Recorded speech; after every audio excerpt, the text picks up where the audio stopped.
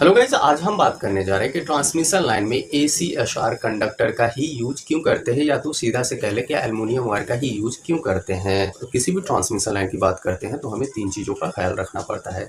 एक तो ये कि जो वायर हम यूज़ कर रहे हैं उसकी रेसिस्टिविटी क्या है, क्योंकि रेसिस्टिविटी हमें सबसे कम चाहिए।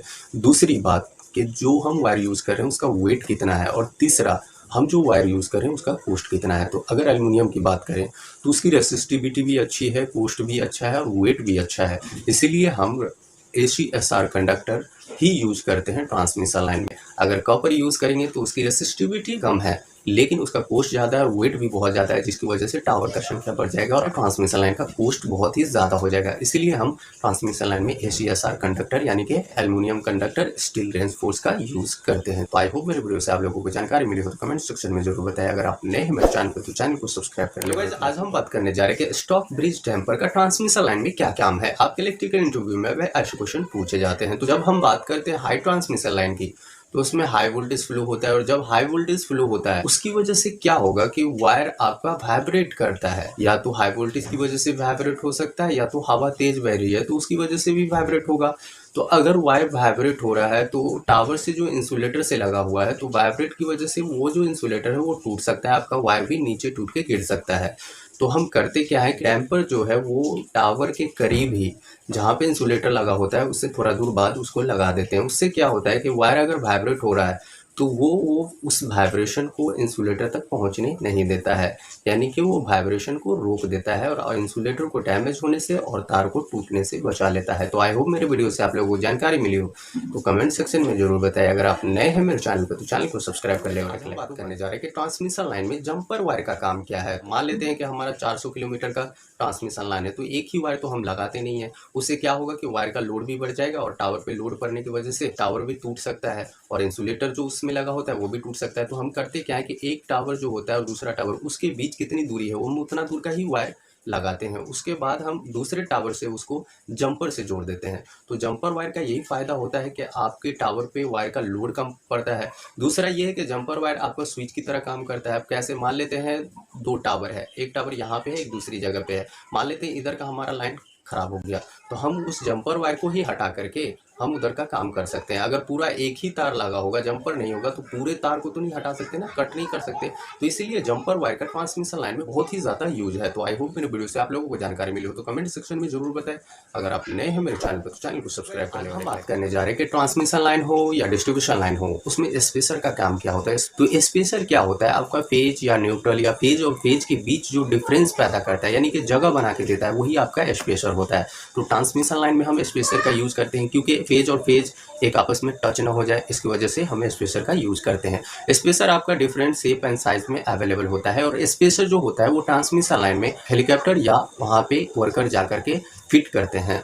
अब यहाँ पे बात करते हैं कि गांव घर में स्पेसर हम कैसे लगाते हैं। तो गांव घर में क्या होता है कि जो बांस होता है, बांस उसका जो फट्टिया होता है उसको हम लगा देते हैं और चार वायर जो होता है उसके बीच हम स्पेस बना देते हैं। तो स्पेसर एक वही होता है कि जो वायर लगे होते हैं उसके बीच स्पेस प्रोवाइड कराना, जिसकी वजह से क्या होता है कि शॉर्ट सर्किट से हम बच जाते हैं। आई होप मेरे वीडियो से आप लोगों को जानकारी मिली हो तो कमेंट सेक्शन में जरूर बताएं। अगर आप नए हैं मेरे चैनल तो चैनल को सब्सक्राइब करें। आज हम बात करने जा रहे हैं कि जो ट्रांसमिशन लाइन होता है उसके सबसे ऊपर एक पतला सा वायर गया होता है एल्युमिनियम का, वो क्यों लगाया जाता है। तो बहुत सारे लोग कहते हैं कि ये कम्युनिकेशन लाइन होता है, बहुत सारे लोग कहते हैं ये अर्थिंग लाइन होता है।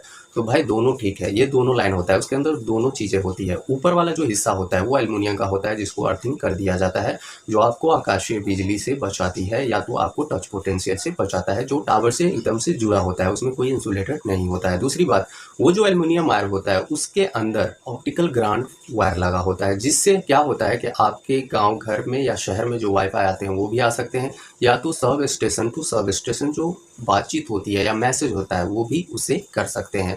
तो इससे फ़ायदा ये होता है कि इससे क्या होता है कि आपका अर्थिंग का भी काम कर दिया और दूसरी बात आपका कम्युनिकेशन का भी काम कर दिया। तो आई होप मेरे वीडियो से आप लोगों को जानकारी मिली हो तो कमेंट सेक्शन में जरूर बताएं।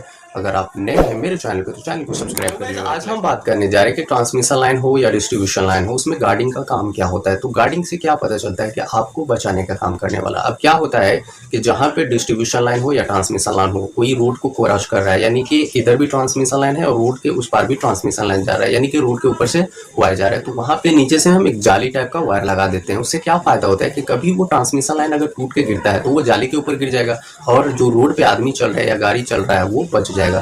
गार्डिंग वायर लगाने का यही काम होता है कि ह्यूमन सेफ्टी प्रोवाइड कराए। दूसरी करें तो गार्डिंग जो होता है आपके बर्ड के लिए भी होता है, यानी कि चिड़िया के लिए भी होता है, उसके लिए भी एक अलग गार्डिंग किया जाता है। हर तरह के गार्डिंग होते हैं और ज्यादातर जो गार्डिंग होते हैं वो यहाँ पे ज्यादा भीड़ भाड़ का एरिया होता है, मार्केट वाला एरिया होता है, बाजार वाला एरिया होता है, वहाँ पे किया जाता है वुमेन सेफ्टी के लिए।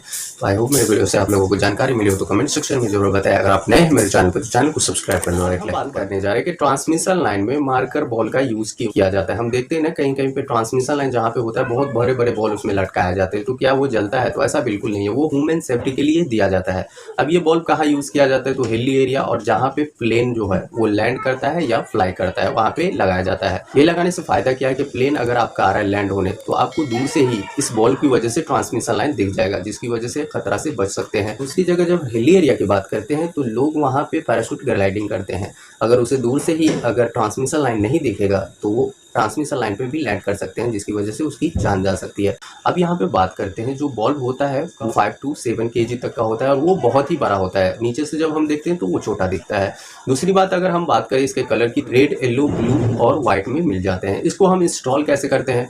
तो हम इसको इंस्टॉल कर सकते हैं, हेलीकॉप्टर से भी इंस्टॉल कर सकते हैं या तो ट्रांसमिशन लाइन के ऊपर जा करके इसको इंस्टॉल कर सकते हैं। तो आई होप मेरे वीडियो से आप लोगों को जानकारी मिली हो तो कमेंट सेक्शन में जरूर बताएं। अगर आप नए हैं मेरे चैनल पर तो चैनल को सब्सक्राइब कर लें। बात करने जा रहे हैं कि कोई भी ट्रांसमिशन लाइन जा रहा है तो उस वायर को देख करके कैसे पहचाने ये कितनी केवी की ट्रांसमिशन लाइन जा रही है। जो इंसुलेटर होता है उसको आपको देखना है। एक इंसुलेटर जो है वो 11 केवी का कैरी करता है, यानी कि 1 इंसुलेटर है किसी भी वायर में ट्रांसमिशन में, तो आपको ये समझना पड़ेगा कि वो ट्रांसमिशन लाइन जो है वो 11 केवी का है।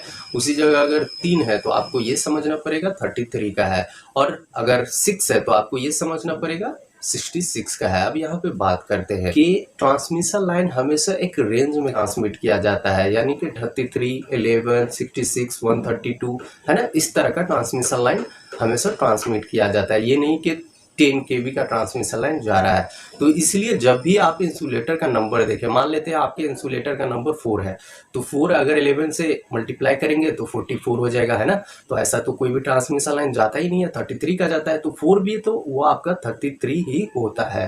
तो आई होप मेरे वीडियो से आप लोगों को जानकारी मिली हो तो कमेंट सेक्शन में जरूर बताएं। अगर आप नए हैं मेरे चैनल पे तो चैनल को सब्सक्राइब कर ले और एक लाइक तो